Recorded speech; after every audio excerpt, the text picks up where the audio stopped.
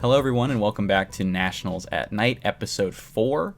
I'm your host, Trey, and we've got some Nats baseball to get into tonight. I got three main categories today, three main things I want to talk about, but we're going to go ahead and start off with a Nats recap.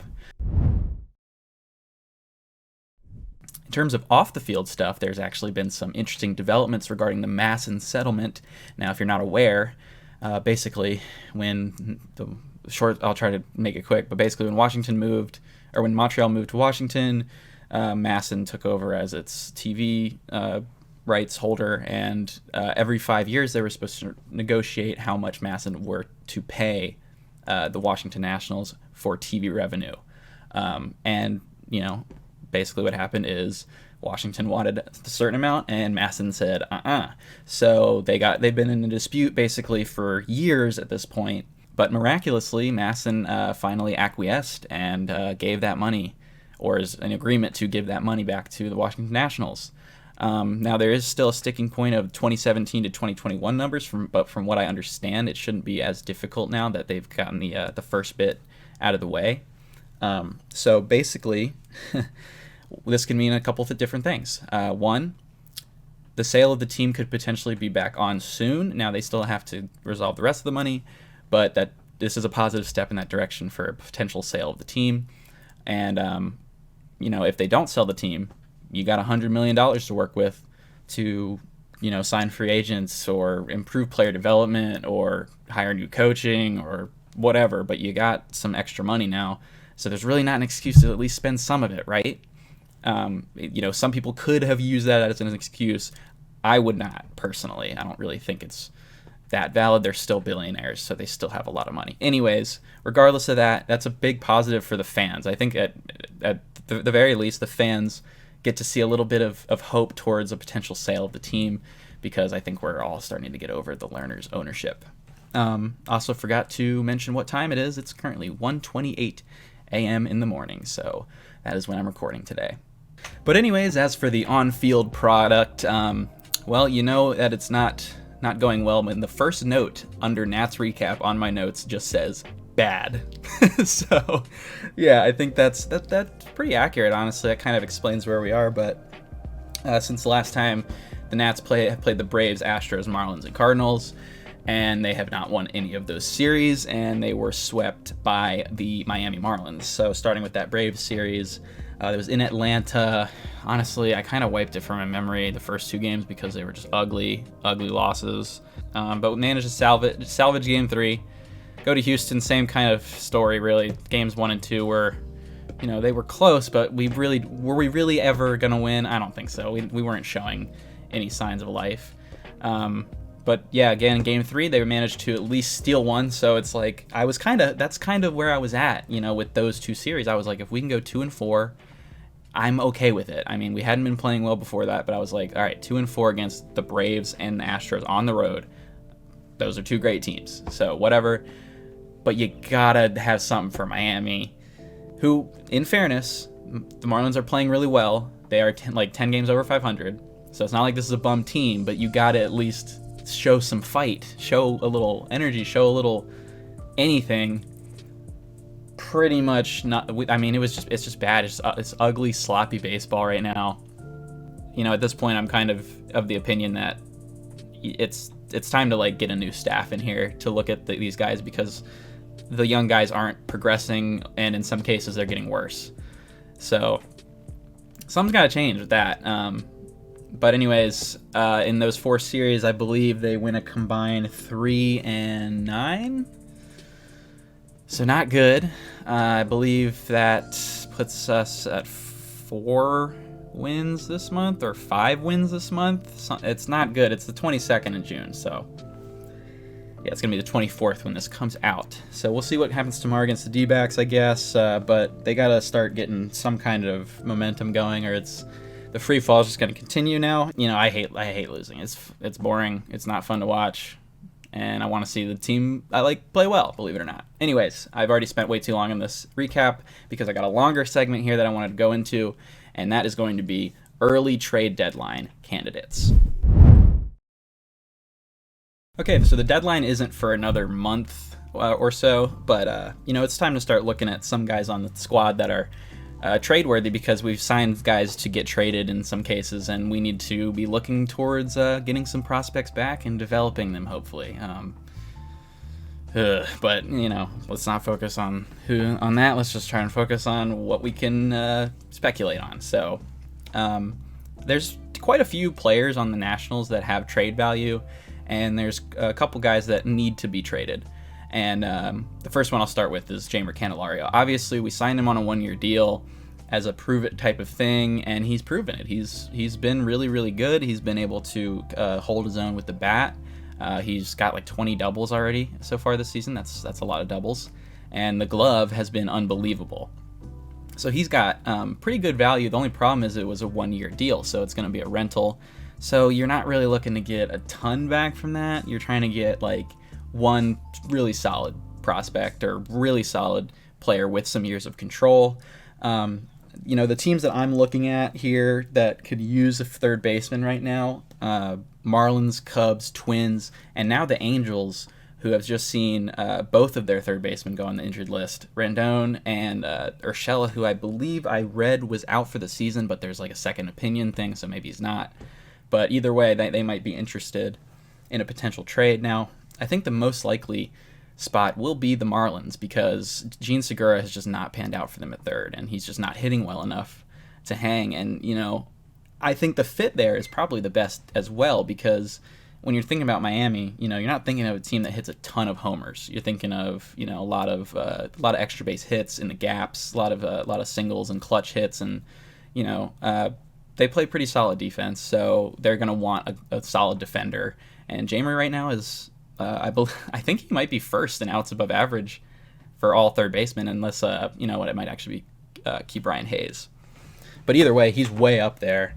So he's definitely has some value, but he probably doesn't have as much value just because he doesn't have the years of control. So my pick will be Jeimer Candelario to the Miami Marlins for left-handed pitcher Braxton Garrett. Garrett is on the current roster, and he's pitching well this season, and he's a guy who has, I believe, 5 years of control left. So that gives you a potential middle-of-the-rotation starter that has swing and miss stuff. And I think it would be a player that the Marlins would be kind of okay with parting ways with, because they have so many other young pitching prospects and young pitchers already on the team. So pitching is not their issue. They just need to bolster their offense, get a little bit more juice there, get a little bit more help on defense.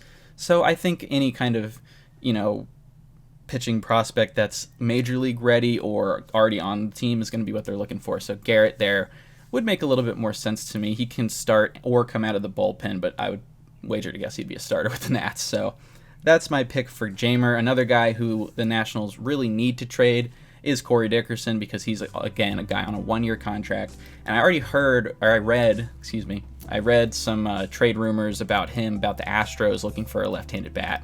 And I really think that is the most likely fit for Corey Dickerson. Honestly, right now, it really does make the most sense. I can't see another contender really wanting him in their lineup at this current point, because how many teams that are competing don't have a power lefty?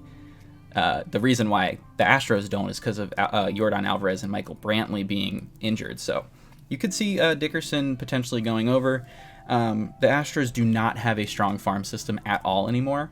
It used to be very, very good, but obviously those guys have come up now. So in terms of the prospect number here, you might be surprised, but realistically, in a decent system, this guy's not a number 11 prospect. But anyways, my pick was for Corey Dickerson to be traded to the Houston Astros for right-handed pitcher Misal Tamarez. I think that's how you pronounce that. He's their number 11 prospect. He's in Double-A, I believe, and he is a guy that is projected as a potential back-end starter / reliever. So if he can develop a third pitch besides a fastball and a slider, he's looking at a potential starting role. But other than that, he would be a bullpen guy. Either way, the Nationals are looking for controllable pitching right now, especially. Not saying it has to be that, but that's kind of where I'm leaning with these picks. All these guys are going to be pitchers for me. Okay, now to everyone's favorite controversial trade topic with the Nationals, Mr. Lane Thomas. Now, Lane is in a position where he does not have to be traded.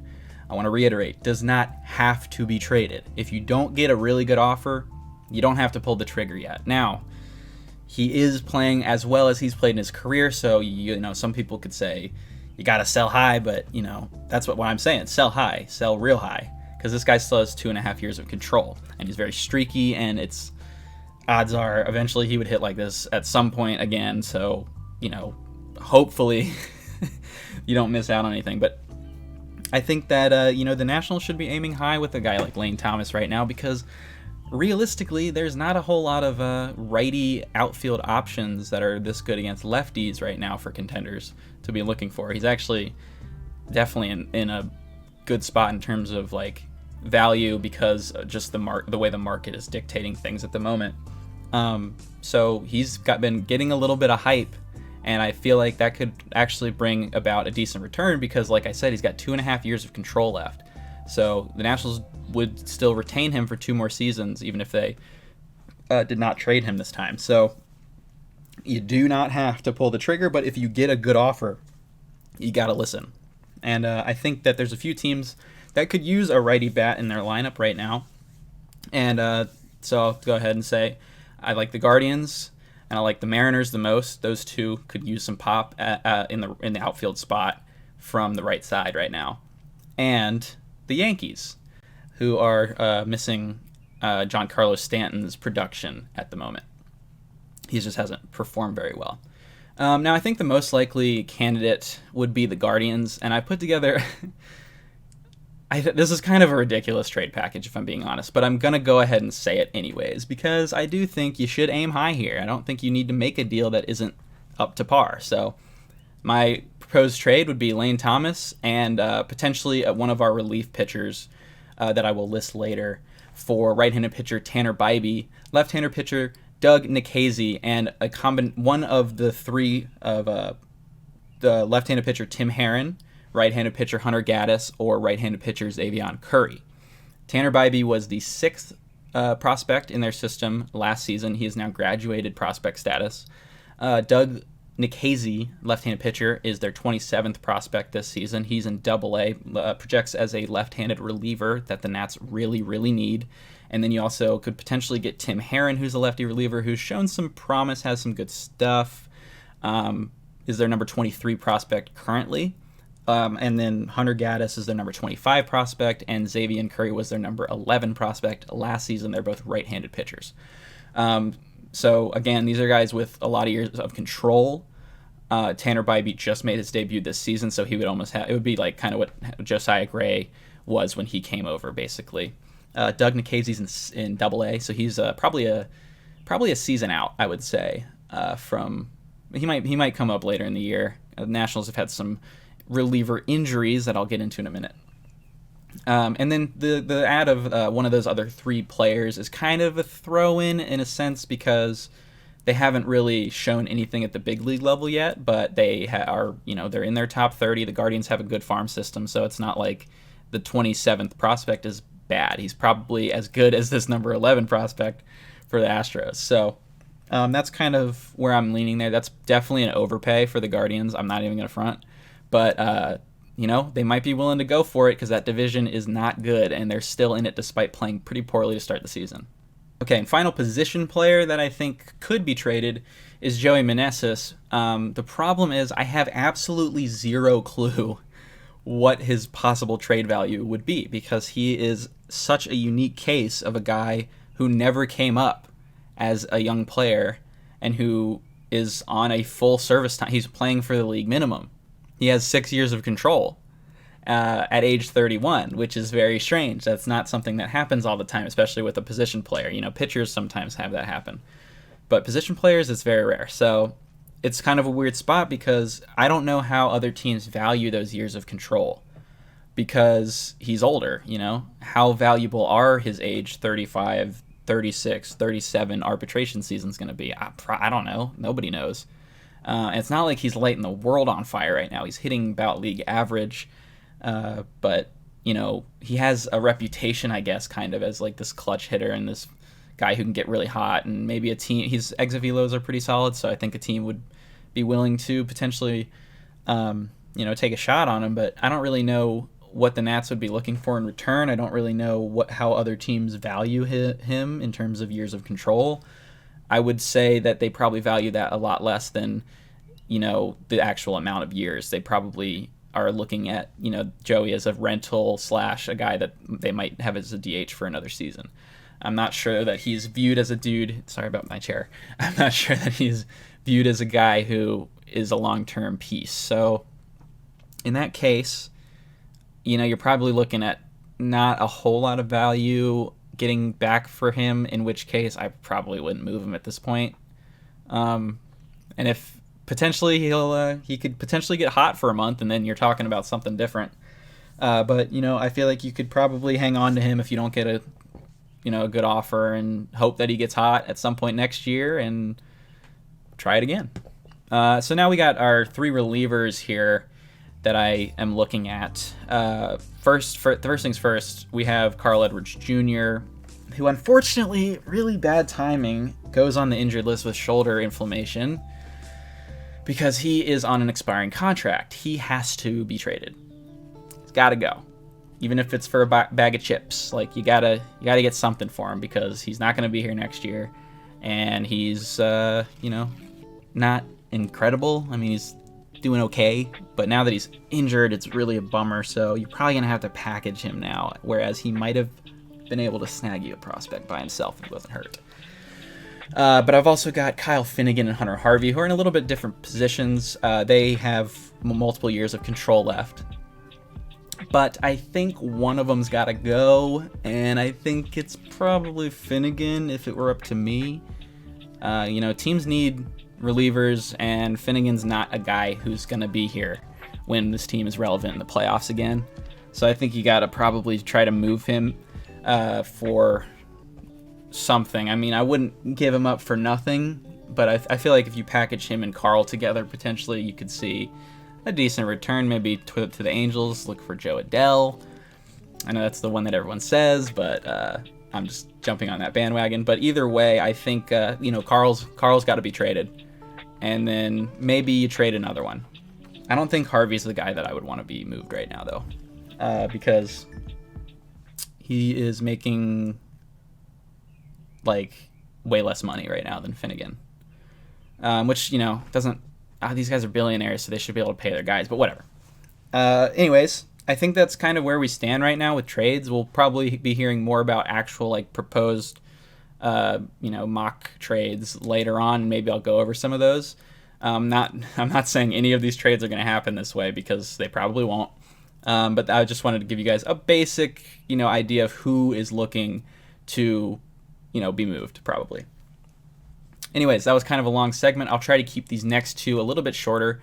We'll move on to my next one, which is my 6-man rotation concept. I believe that the Nationals should consider this as an option for the back half of the season to save some arms, because so far this season we've had some young arms throwing a lot of pitches in games, and they're going every 5 days. So eventually I would look at a guy like Josiah Gray and a guy like Mackenzie Gore and a guy like Jake Irvin to have his innings limited. Case in point, Jake Irvin recently got a break. He skipped a start because his effectiveness was waning, and he came back and he pitched 5 innings of 1-run ball and looked a lot sharper.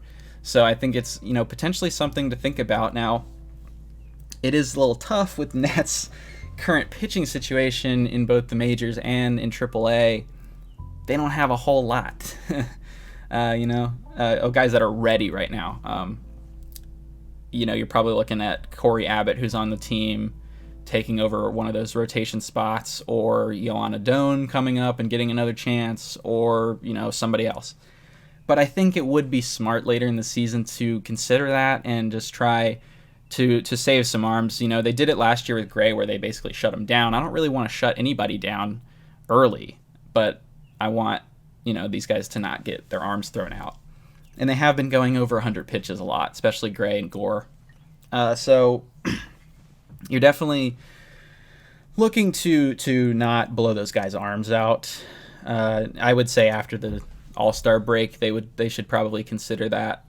Because I don't think either Trevor Williams or Patrick Corbin is going to get any trade value, so they'll probably still be here. So then we just got to add another guy. But I think it's something they should consider. But that's just kind of a concept right now. I'm not really sure who would take a spot or how they would do it, but it's something to think about. And finally, I will move on to the prospect showcase. Now, this one is very interesting, and I would keep an eye out on this guy. Anyways, my prospect showcase tonight is going to be Mr. Blake Rutherford. He's an outfielder. He was a first-round pick out of Chaminade High School in Los Angeles for the New York Yankees, and basically he just hasn't quite gotten it going until a recent stint with the Harrisburg Senators and now Rochester Red Wings. So Rutherford was drafted by the Yankees, and then he was actually included in the trade that sent Todd Frazier and a couple of pitchers over in 2017 when Todd Frazier was briefly a New York Yankee.